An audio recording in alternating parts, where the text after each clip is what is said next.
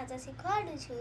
સ્ક્રંચી બનાવવા માટે આપણે દરજીથી આવા ચીથરા લઈ લેવાના અને સોય દોરો, પછી ઇલાસ્ટિક, એક સીઝર અને એક પેન, અને પછી આપણે આવી રીતે ચીથરા લઈને આપણે આવી રીતે આમ બે ભાગ આમ સરખા એક આંગળીનો માપ લઈને પછી સીવવાનું ચાલુ કરવાનું. અને જ્યારે તમે પછી સીવી લો છો એ સીવ્યા પછી તમને આવું મળશે.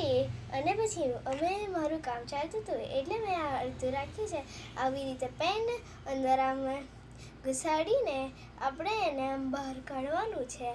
બહાર કાઢીને પછી આ ઇલાસ્ટિક છે એને તમને આટલું જ કાપવાનું. અને કાપીને પછી કેમ કે તમારે આ માટી વળી શકે છે એટલે તમારે કાપીને આની અંદર ભરવી દેવાનું. અને ભરવીને પછી તમને આવું સ્ક્રંચી મળશે. આ સ્ક્રંચી હાથમાં બી પહેરાય અને માથામાં બી નખાઈ શકે. જય મહારાજ.